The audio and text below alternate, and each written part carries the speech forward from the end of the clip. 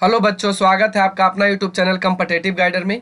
Competitive guider channel के माध्यम से हम लोग क्लास 10वीं कक्षा के अर्थशास्त्र देख रहे हैं, जिसमें आज का वीडियो चैप्टर 2 से है। अभी से पहले चैप्टर 1 वीडियो अपलोड किया जो जा चुका है। अगर आप लोग नहीं देखे हैं तो वीडियो के आई बटन पे आप लोगों को लिंक दिया हुआ रहेगा, वहां से पहले आप फर्स्ट चैप्टर को देख लें ताकि आपका कंसेप्ट फर्स्ट चैप्टर है उसमें क्लियर हो जाए, ताकि यहाँ आपको समझने में कोई प्रॉब्लम ना हो। और कक्षा 10वीं से सभी सब्जेक्ट का वीडियो पाने के लिए आप लोग चैनल को सब्सक्राइब कर सकते हैं, ताकि कोई भी वीडियो अपलोड किया जाए कक्षा 10वीं से रिलेटेड तो आपके पास उसका नोटिफिकेशन जल्द पहुंच सके। तो आज जो हम लोग देखेंगे वह चैप्टर 2 का नाम है राज एवं राष्ट्र की आय। तो यहाँ इसको हम लोग डिटेल से देखेंगे, क्या किस तरह से आय होती है, किस तरह से राष्ट्र की आय होती है, राष्ट्र की आय होती है, आखिर दोनों का अलग किस प्रकार से किस तरीके से होता है, एक आदमी का क्या आय मतलब एक खास व्यक्ति प्रति व्यक्ति आय क्या होगा। तो ये सभी चीज़ों को यहाँ पे अच्छे से विश्लेषण किया हुआ रहेगा। आप लोग वीडियो को पूरा देखो और अच्छा लगता है तो आप चैनल को सब्सक्राइब करना और वीडियो को लाइक करना।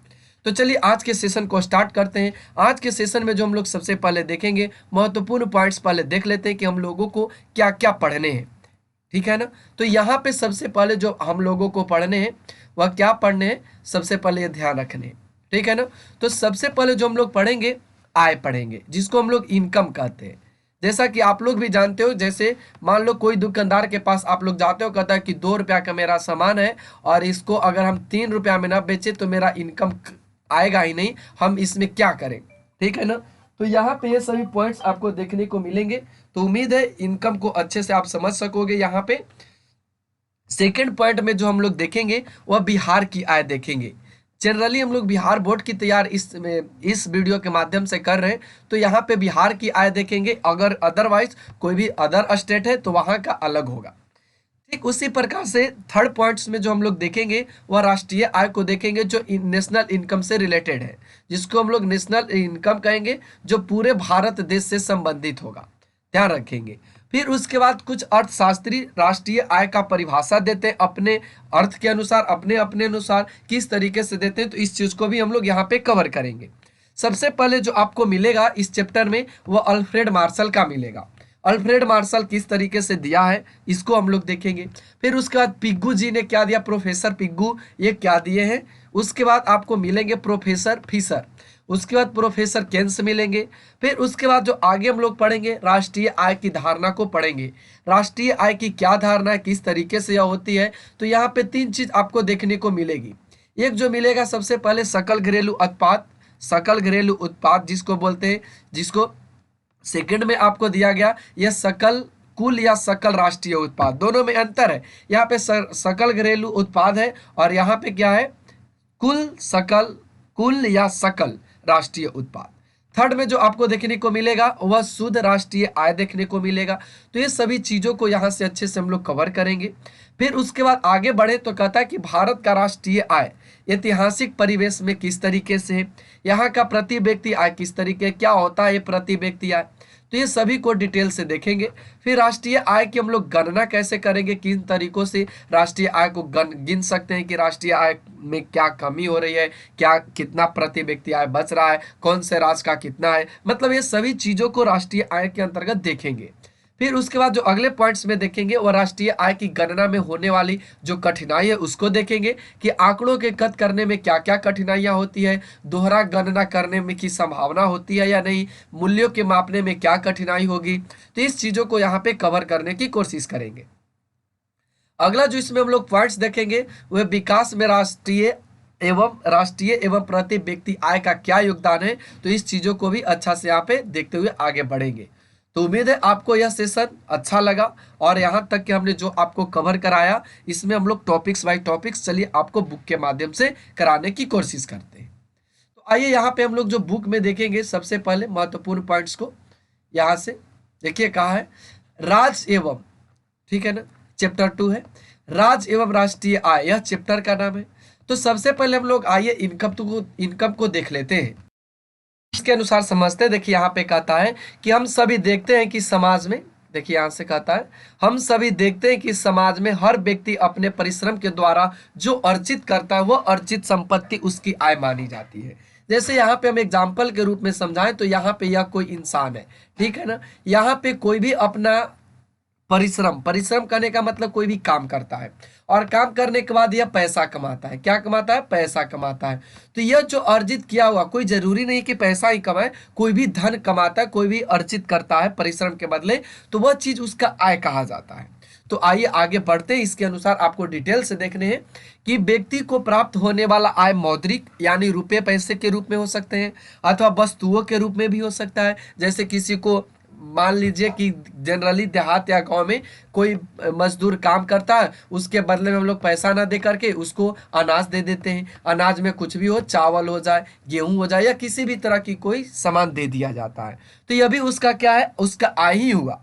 तो अर्जित संपत्ति की मौद्रिक अभिव्यक्ति आय में होती है। लोगों के द्वारा अपने परिश्रम के फलस्वरूप जो धन अथवा संपत्ति प्राप्त होती है उसे हम आय के रूप में व्यक्त करते हैं। तो आपको ये सभी नोट नहीं करने, सिर्फ समझने की क्या होती है आय। जो एक व्यक्ति अपने परिश्रम के बदले जो उसको पारिश्रमिक मिलता है, जो उसको मजदूरी मिलता है, वही उसका आय होता है। किसी भी अर्थव्यवस्था के लिए उसके नागरिक की व्यक्तिगत अथवा सामाजिक आय की संपन्नता अथवा विभिन्नता का प्रतीक है। आय वह मापदंड है जिसके द्वारा देश के आर्थिक विकास की स्थिति का आकलन किया जाता है। आप इसको नोट कर लेंगे, ये महत्वपूर्ण पॉइंट्स है।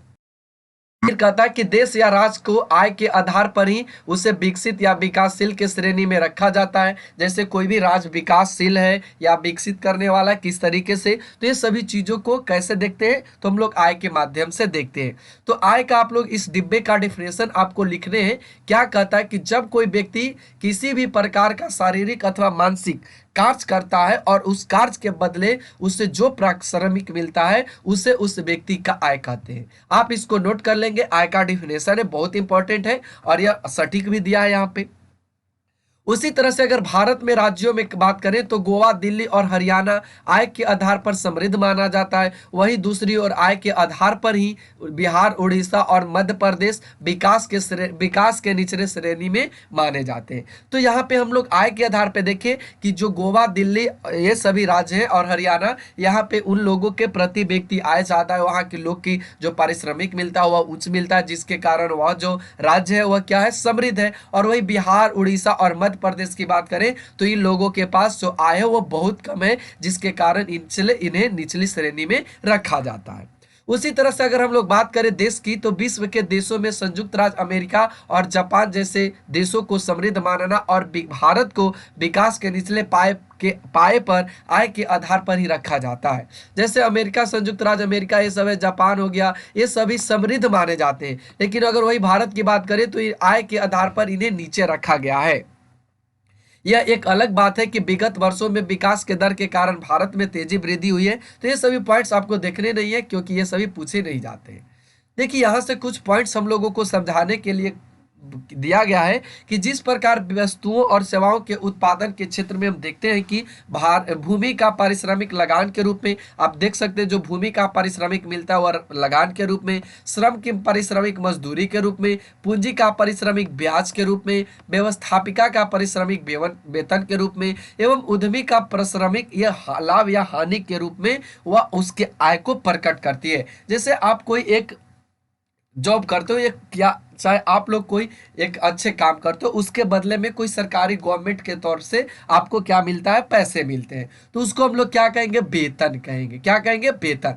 अगर वही एक आप व्यापारी हो और व्यापारी करने के बाद जो आप लाभ कमाते हो उसको, जो आप परिश्रमिक करते हो, जो आपको आय आता है उसको हम लोग लाभ या हानि के रूप में देखते हैं। जैसे 5 रुपए केजी आपने आलू खरीदा और इसको आपने 7 रुपए बेचा, तो यहाँ से जो आपको 5 से 2 रुपया का जो फायदा हुआ यही आपका आय कहलाएगा। क्या कहलाएगा? यही आपका इनकम कहलाएगा, आय कहलाएगा। तो यही चीज यहाँ पे समझाने की कोशिश किया गया। तो आइए हम लोग बात कर लेते हैं बिहार की आय को लेकर कि इनकम ऑफ बिहार कैसे है।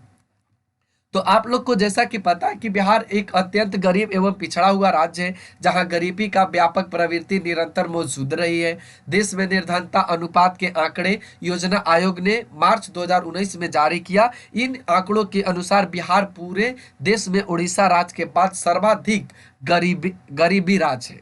यहाँ 41.4% आबादी गरीबी रेखा के नीचे गुजर बसर करती है। प्यारे बच्चों, आप लोग इसको नोट करेंगे और ये भी आप ध्यान रखेंगे कि यह जो पुस्तक में दिया गया पुराने आंकड़ों के अनुसार दिया गया है और ये जो आंकड़ा है वह मार्च 2009 की है। लेकिन अब यहाँ पे इसकी आबादी में थोड़ा या तो कमी आई होगी या बढ़ोतरी आई होगी, ये गारंटी नहीं है क्योंकि यहाँ पे आंकड़ा दिया नहीं गया। लेकिन यहाँ पे आपको यही रटने, क्योंकि एग्जाम में आपसे यही पूछे जाएंगे।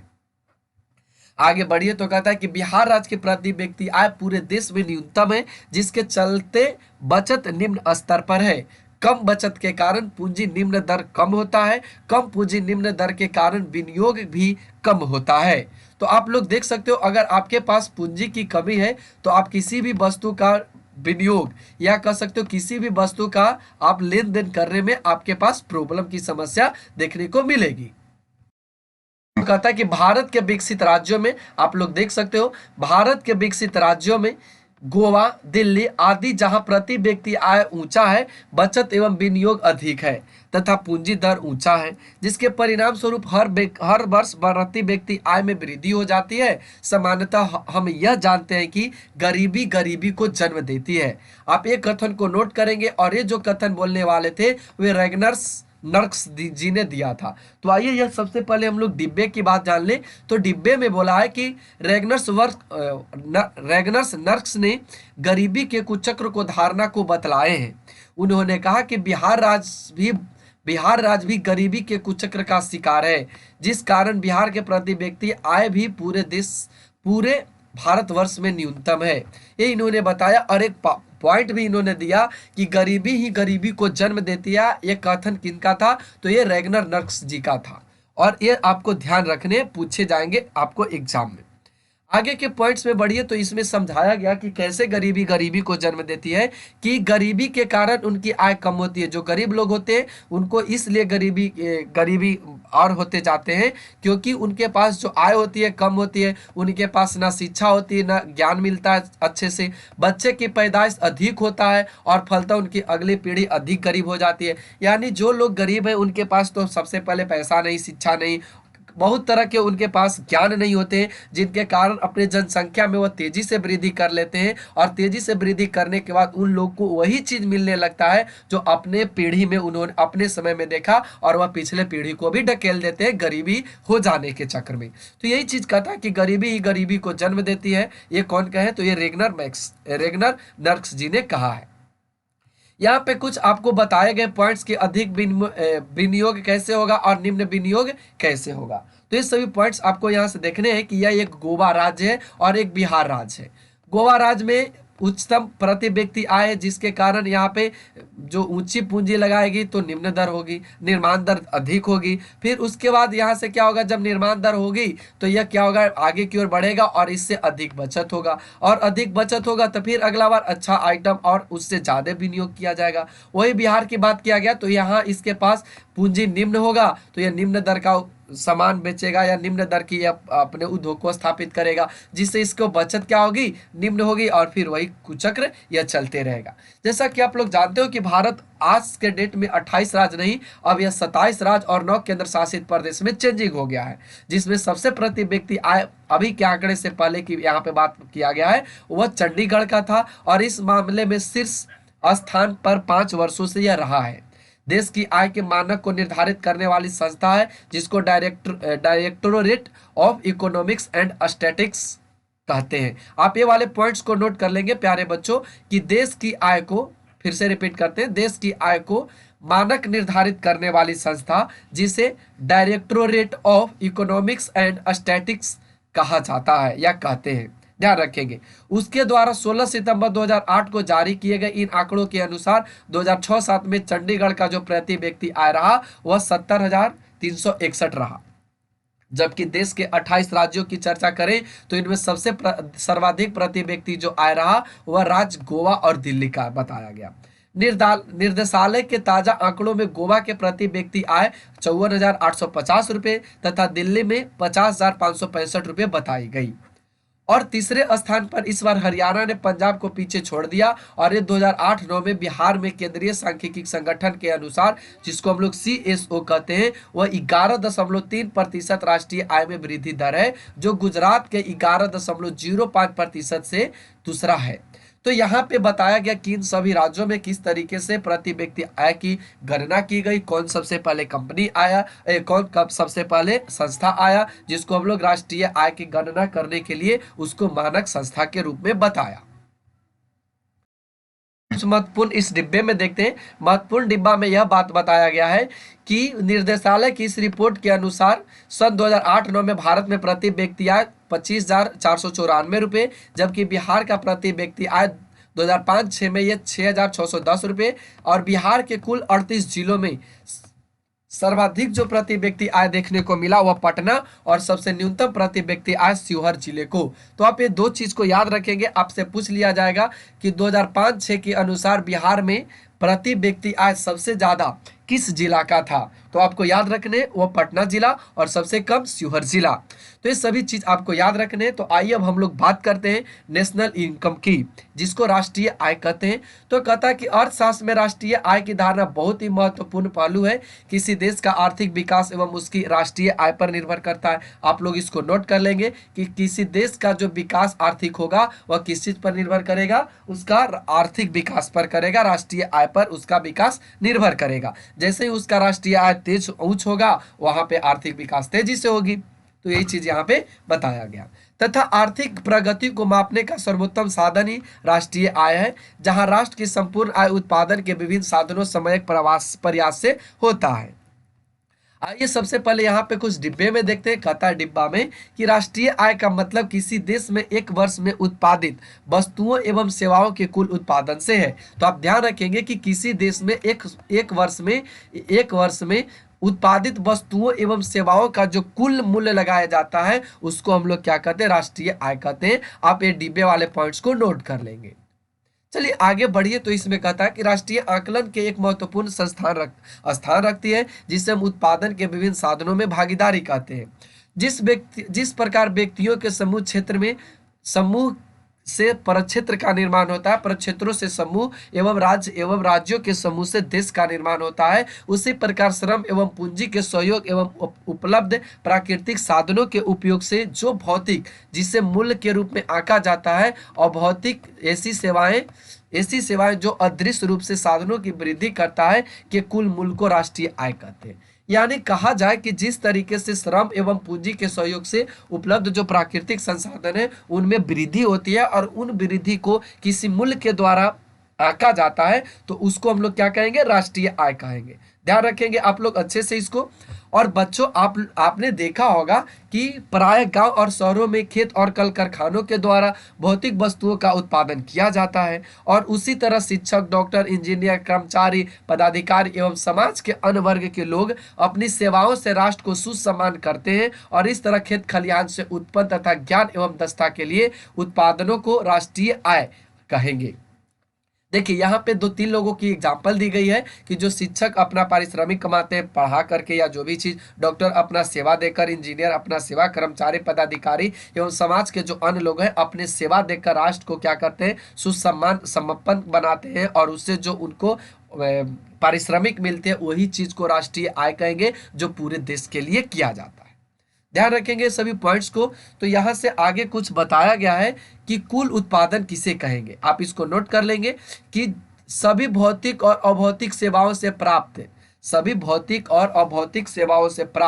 आय का कुल रूप से आकलन किया जाता है, तब उससे कुल उत्पादन कहते हैं। फिर से बोल रहे हैं कि सभी भौतिक और अभौतिक सेवाओं से प्राप्त आय का कुल रूप से आकलन किया जाता है, उससे हम लोग क्या कहते हैं, तो कुल उससे उत्पादन कहते हैं।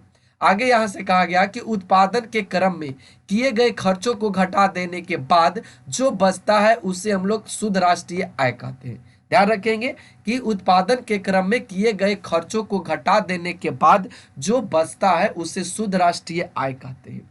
अर्थशास्त्र में कुल उत्पाद और शुद्ध उत्पाद दोनों की अवधारणाओं का अपना ही महत्व है। इसी क्रम में राष्ट्रीय आय को स्पष्ट करने के लिए कुछ प्रसिद्ध अर्थशास्त्रियों की परिभाषा इस प्रकार है, निम्नलिखित है जो प्रस्तुत किया गया है। तो आइए हम लोग बात कर लेते हैं शुद्ध राष्ट्रीय आय को। तो कहा गया कि प्रो अल्फ्रेड मार्शल, यहाँ पे प्रो का मतलब प्रोफेसर से रिलेटेड है। तो प्रोफेसर अल्फ्रेड मार्शल जी ने क्या दिया है इसका परिभाषा, तो इन्होंने कहा कि किसी देश की श्रम एवं पूंजी का उसके प्राकृतिक साधनों पर प्रयोग करने से प्रति वर्ष भौतिक तथा अभौतिक वस्तुओं पर विभिन्न प्रकार की सेवाओं का जो शुद्ध समूह उत्पन्न होता है उसे हम लोग राष्ट्रीय आय कहते हैं। ये पूरे पॉइंट्स को आपको नोट कर ले, क्योंकि अगर आपसे एग्जाम में पूछ लिया जाए तो आप इसको अच्छे से दे सको, ठीक है ना। तो यहां से फिर से रिपीट करते हैं कि किसी देश की श्रम एवं पूंजी का उसके प्राकृतिक साधनों पर प्रयोग करने से प्रति वर्ष भौतिक तथा अभौतिक वस्तुओं पर विभिन्न प्रकार की सेवाओं का जो शुद्ध समूह उत्पन्न होता है उससे हम लोग राष्ट्रीय आय कहते हैं। ये मार्शल जी ने दिया। आगे बढ़िए तो मार्शल जी ने यह हमें स्पष्ट होता हुआ बताया कि राष्ट्रीय आय के अंतर्गत उन सभी वस्तुओं और सेवाओं को लेते हैं जिनका उत्पादन प्राय एक साल के अंतर्गत श्रम एवं पूंजी प्राकृतिक साधनों के सहयोग के लिए होता है। तो आप ध्यान रखेंगे ये सभी पॉइंट्स को।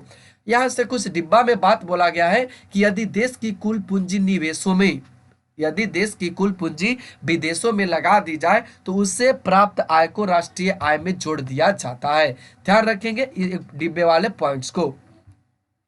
आइए प्रोफेसर पिग्गू जी ने कुछ दिया है। इन्होंने कहा कि राष्ट्रीय लाभांश किसी समाज की वस्तुनिष्ठ अथवा मौद्रिक आय का वह भाग है जिसमें विदेश से प्राप्त आय भी सम्मिलित होती है और जिसे मुद्रा के रूप में माप हो सकती है। ये कौन बताए, तो ये पिग्गू जी ने बताया कि अगर राष्ट्रीय लाभांश किसी समाज का वस्तुनिष्ठ अथवा भौतिक आय का वह भाग होता है जिसमें विदेश से जो प्राप्त आय होगा वह सम्मिलित होगा और उसमें से जो मुद्रा के रूप में होगा वही उसका माप हो सकता है, वह उसका राष्ट्रीय आय होगा। ये प्रोफेसर पिग्गू जी ने दिया। प्रोफेसर फिशर जी और दिए, उन्होंने बताया कि राष्ट्रीय आय की परिभाषा देते हुए उन्होंने कहा कि वास्तविक राष्ट्रीय आय सामाजिक शुद्ध उत्पादन का वह भाग है जिसका उस वर्ष के अंतर्गत प्रत्यक्ष रूप से उपयोग किया जाता है। इन्होंने ऐसा परिभाषा दिया प्रोफेसर फिशर जी ने कि राष्ट्रीय आय वास्तविक आय का वह भाग होता है, वह शुद्ध उत्पादन होता है जिसका उस वर्ष के अंतर्गत प्रत्यक्ष रूप से क्या किया जाए, उपभोग किया जाता है। उसे हम लोग राष्ट्रीय आय कहेंगे, ऐसा फिशर जी का मानना था। आगे बढ़िए तो कहता है यहाँ से कुछ डिब्बे वाले पॉइंट्स में कि भारत में सांख्यिकी विभाग के अंतर्गत केंद्रीय सांख्यिकी संगठन, आप लोग याद रखेंगे, जिसे CSO कहा जाता है, सेंट्रल स्टैटिस्टिकल ऑर्गेनाइजेशन, राष्ट्रीय आय के आकलन के लिए उत्तरदायी है। इस कार्य में राष्ट्रीय प्रतिदर्श सर्वेक्षण संगठन, जिसको नेशनल सैंपल सर्वे ऑर्गेनाइजेशन, केंद्रीय सांख्यिकी संगठन का सहायता करता है। तो ये सभी इनके अनुसार दिए गए। आगे बढ़िए तो यहाँ पे कुछ बताया गया है कि तीसा के भयानक आर्थिक मंदी से उबारने के नियामक प्रोफेसर केन्स ने राष्ट्रीय आय की धारणा को नए सिरे से विचार किया। इसके अनुसार राष्ट्रीय आय को उपभोक्ता वस्तुओं तथा विनियोग पर किए गए कुल व्यय के योग के रूप में व्यक्त किया। तो आप फॉर्मूले को याद करेंगे, फॉर्मूला इंपॉर्टेंट है कि वाई का मतलब यहाँ पे राष्ट्रीय आय दिया गया तो लिखेंगे, यहाँ पे हम बोल रहे हैं आपको कि राष्ट्रीय आय बराबर उपभोग व्यय, राष्ट्रीय आय बराबर उपभोग व्यय प्लस विनियोग। यानी राष्ट्रीय आय को हम लोग क्या कहेंगे कि उपभोग व्यय, यानी इसको कहते हैं कंज्यूम्पशन और एक्सपेंडिचर, और इसको कहते हैं इन्वेस्टमेंट। आप जितना कंज्यूम्पशन और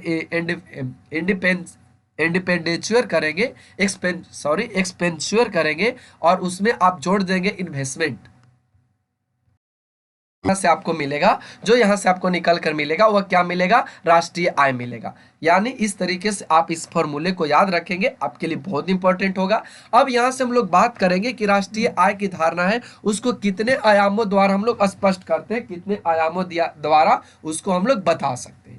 तो यहाँ से आप अच्छे से देख सकते हो कि इन्हें 3 तरीकों में बांटा जा सकता है इनके धारणा को। एक तो धारणा आपको यहाँ देखने को मिलेगा सकल घरेलू उत्पाद, जिसको ग्रॉस डोमेस्टिक प्रोडक्ट, यानी आप इसको याद रखोगे GDP, ग्रॉस डोमेस्टिक प्रोडक्ट। एक होता है कुल या सकल राष्ट्रीय उत्पादन, कुल या सकल राष्ट्रीय उत्पादन, जिसको हम लोग ग्रॉस नेशनल प्रोडक्ट इसको कहें तो GNP, क्या कहेंगे इसको, GNP। यह क्या होता है, कुल या सकल राष्ट्रीय उत्पादन होता है। थर्ड में जो आपको प्रोसेस दिया गया, यह राष्ट्रीय शुद्ध राष्ट्रीय उत्पादन दिया गया, जिसे नेट नेशनल प्रोडक्ट कहा जाता है। ध्यान रखेंगे, नेट नेशनल प्रोडक्ट ये शुद्ध राष्ट्रीय उत्पादन। इतने तरीके से हम लोग इसका डिफाइन कर सकते हैं, और ये जो डिफाइन हम लोग करेंगे अगले वीडियो में करेंगे, क्योंकि आज थोड़ा वीडियो लॉन्ग हो जाएगा, तो आप इसका पार्ट 2 देख सकते हो। और इसी तरह के वीडियो का अपडेट पाने के लिए आप लोग चैनल को सब्सक्राइब करना बिल्कुल ना भूलो। और इसका आंसर सीरीज सभी चैप्टर का चलेगा प्यारे बच्चों, और टेस्ट सीरीज भी चलेगा। तो आज के लिए बस इतना है, फिर मिलते हैं अगले वीडियो में अगले दिन। Thanks for watching, take care, bye bye.